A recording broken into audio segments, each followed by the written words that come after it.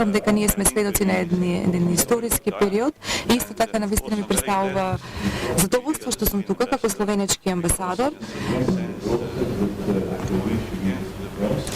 Посебно кога треба да зборувам за процесот низ кој што ние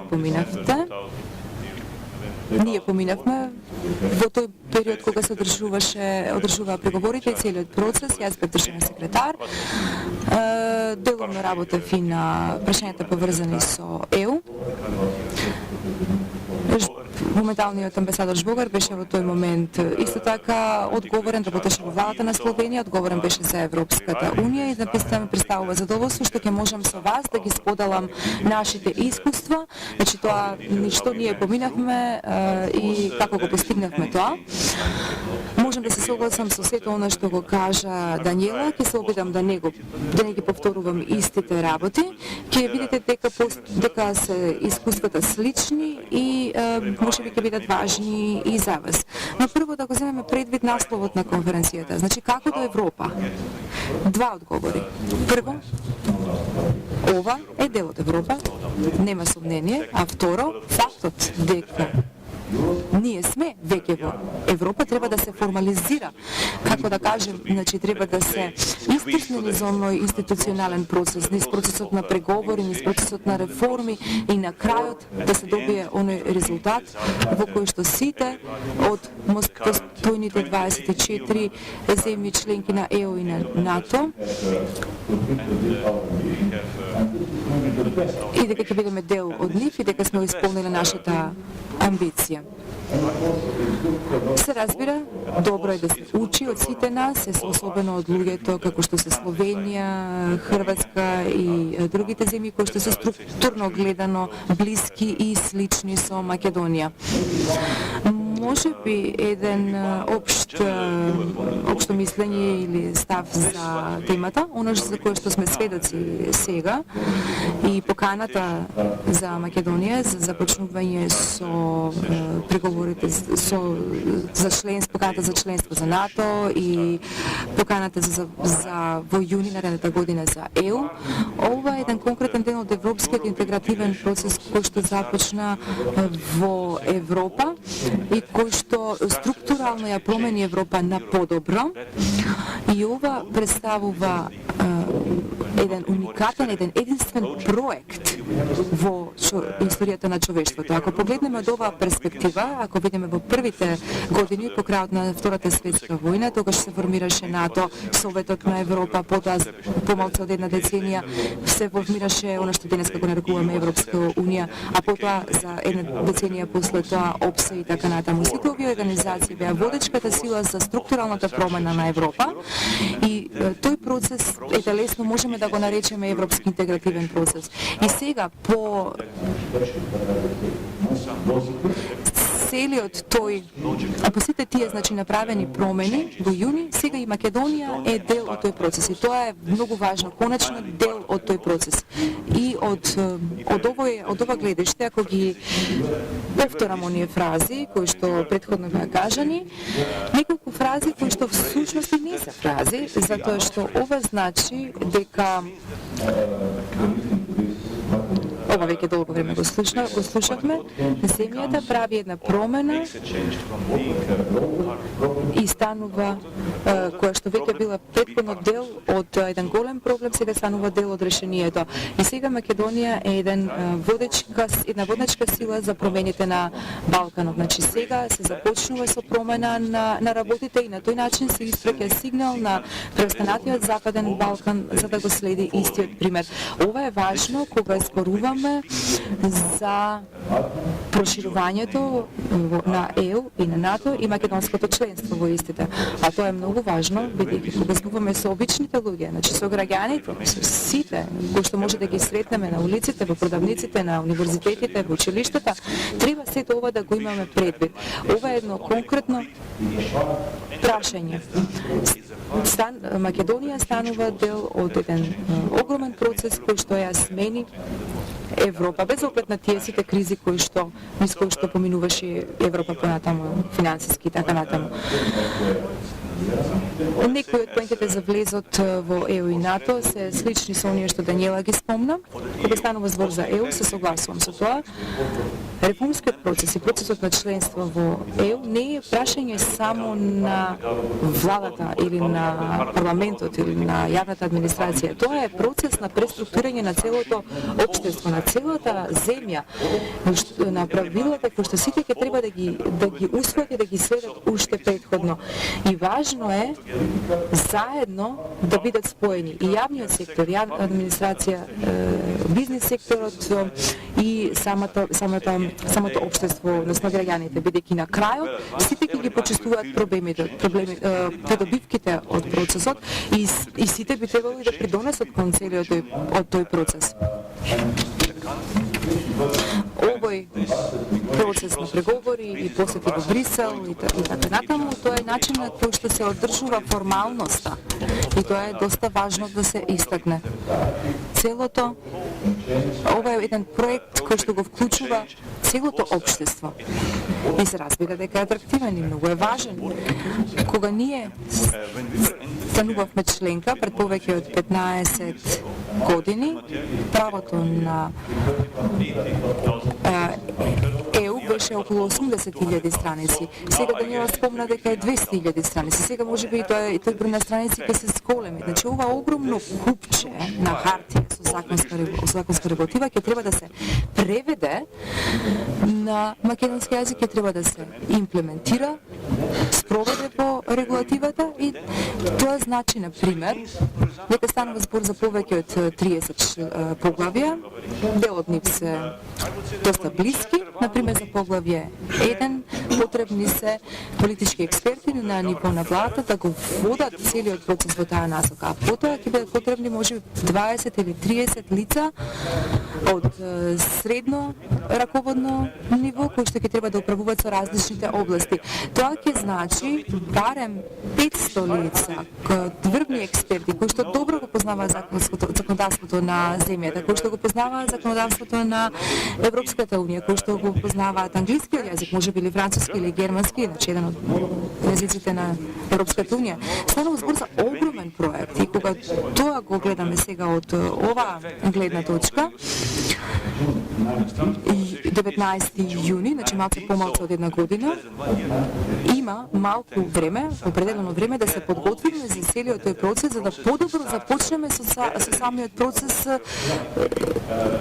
и исто така, многу пати имам слушнато, пословено од различни служби, дека законската регулатива е многу добра, меѓутоа не се споредува. Добро е се тоа да се направи, меѓутоа што е можно побрзо.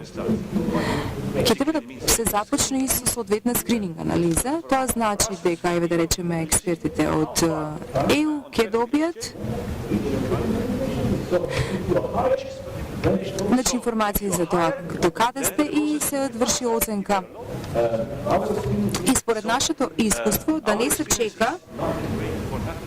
чека, туку да се прави она што може веднаш да се направи, за да биде полесен целиот процес понатаму.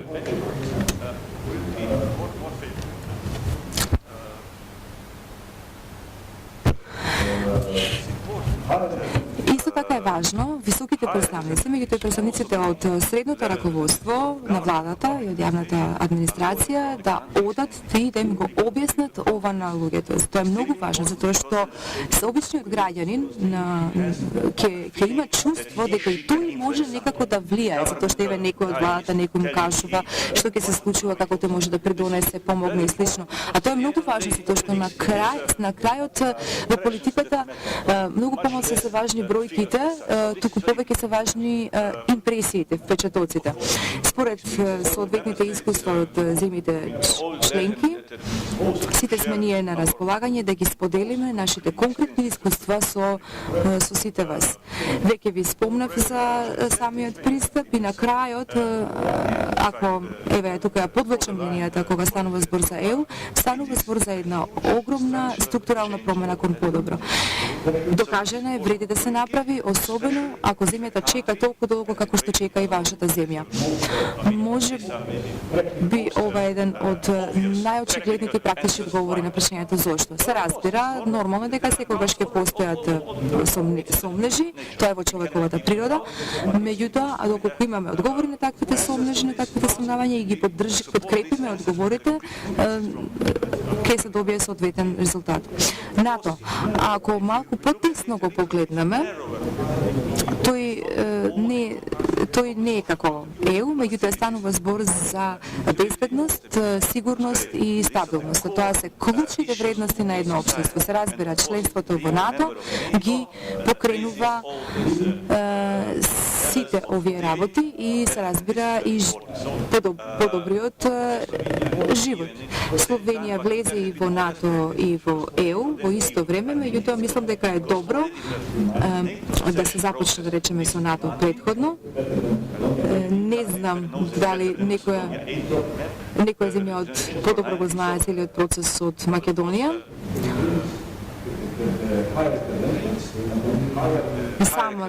Самото членство во НАТО носи повисоки акредитиви и повисок рейтинг, значи на повисоко ниво ја издигнува самата земја која што е членка, подобар е имиджот за земјата. НАТО има доста комитети, комисии, не знам точно колку се на број, огромен број, и сите тие тела покриваат практично се од одбрана, безбедност, војска, образование, наука, бизнис и така натаму. И тоа е НАТО. И од таа гледна точка, кога би требало тоа да им го советувам на сите земји, е да го обезбедат НАТО сертификатот што е можно побрзо, и ако е можно тоа да се направи пред да се влезе во ЕУ, затоа што, например, бизнисите ќе може да работат. Ако го има тој сертификат, ќе бидат многу по-конкурентни и да конкурираат на различни меѓународни тендери. Значи, ова е важниот аспект на бизнисите. По поканата, може би ќе по еден месец ќе се изготви од страна на НАТО распоредот за пристапување, кој што трае помалку од една година, што значи усвојување на одредени правила и на законски регулативи, што ќе, да речеме, ќе значи за државата дека ќе треба да се обврзе со некои работи, например договор за нуклеарна безбедност и слично, што значи дека владата светува и се обврзува со одлука на парламентот да се справува и постапува со сите прашања и податоци од таа област на високо доверлив начин, како што тоа се прави во НАТО. Кога ќе се потпише договорот за пристапување, тогаш, значи за станување членка, тогаш самата земја, представниците од земјата ќе имаат право да бидат делови од сите делови, комисии, органи на НАТО. Нема да ќе имаат прво на почетокот право само да бидат членови, не да донесуваат одлуки. Така што и од ова ќе бидете дел, а ова е многу важно. Значи, голем број причини има зошто би требало целиот овој процес да се изоди и да се заврза. Може би, еве, две точки, не сакам да ја повторувам Даниела, само го спомнувам нашето искуство, и ние имавме референдум одржано. Всушност, граѓанското општество некако не поттикна да имаме референдум за членство во НАТО, и потоа дел од медиумите и дел од квази опозицијата исто така сакаа да има референдум за влез во ЕУ, и потоа се донесе одлука да се направи истовремено референдум за влез во НАТО и ЕУ. За НАТО поддршката беше 68, тоа е многу висока, а за ЕУ се разбира беше околу 90. Но ние, посебно за НАТО, го одржавме референдумот пред членството. Ако добро се сеќавам, беше одржан пред членството, и ова ни даде можност, според моето искуство, во таа година ете имавме можност во тој период да идеме во најдалечените места од земјата и да разговараме за овие прашања со обичниот народ. Исто така моравме да направиме промени на уставот и ова го направивме рано на почетокот на процесот, иако се прави на крајот на процесот.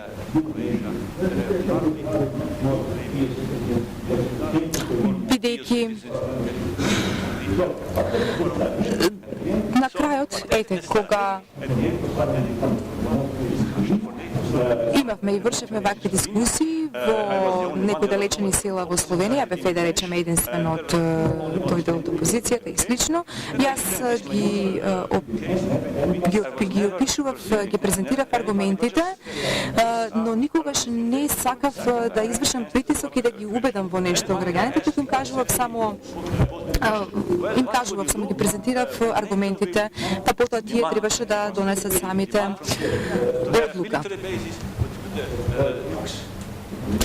И на сите прашања се разбира кои што ми ги поставува, дававме соодветни одговори, поврзани со НАТО, со нивните војни инсталации и така натаму, парите кои што требаше да се плаќаат и слично. На некои мои одговори граѓаните и не беа задоволни и слично. Например, еве теоретски во таков случај ако парламентот донесува одлуки и ако се случи такво нешто, тогаш вие како граѓани се обраќате до вашите избраници, значи до вашите пратеници, избрани од тука и идете им кажувате дека не би требало да донесат да гласаат за тоа. Меѓутоа во тој момент тој ми кажа дека јас за вас ви верувам се што кажавте, но не верувам во нашите политичари.